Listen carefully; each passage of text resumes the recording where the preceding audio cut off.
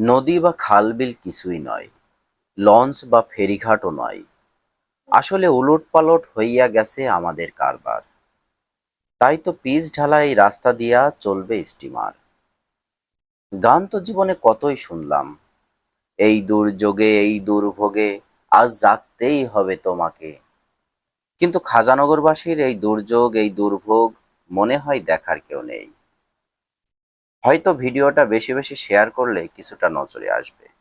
বিশাল চাউলের বাজার এই খাজানগর, যার চাউল উৎপাদন দেশের মোট চাউল উৎপাদনের বড় একটি অংশ। এখানে রাস্তার দুধারে শুধু মিল কারখানা, কারো বা পানি গড়ানোর জায়গা আছে, কারো বা নেই। কেউ বা আবার টাকার গরমে পাতাল ফুঁড়ে মাটির অতল গহ্বরে কারখানার বজ্র পানি ঢুকিয়ে দিচ্ছে। অনেক কারখানা মালিক তাদের বৃষ্টির পানি রাস্তায় গড়িয়ে দিচ্ছে।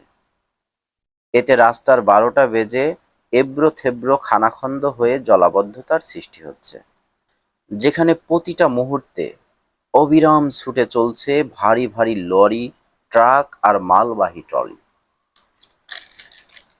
সেই সাথে চলছে বিভিন্ন জেলা ও রাজধানীগামী যাত্রীবাহী বড় বড় বাসগুলো। চলছে অত্র এলাকার ছাত্রছাত্রী যাতায়াত। একবার জ্যামে আটকালে রুগী বা অ্যাম্বুলেন্স পারাপারের তো কোনো সুযোগই নেই। একদিকে আসছে ধান, অন্যদিকে যাচ্ছে চাউল। অবশ্য রাস্তার দুধারে ড্রেন রয়েছে। কোটি টাকা ব্যয়ে দফায় দফায় নির্মিত এই ড্রেনগুলো মৃত, বন্ধ আর দখলকৃত। দরকার সুশাসন, চাঁদামুক্ত নেতৃত্ব আর সঠিক পরিকল্পিত সিদ্ধান্ত।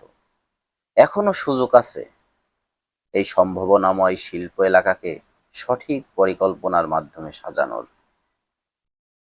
হয়তো সময় গেলে আর সাধন হবে না।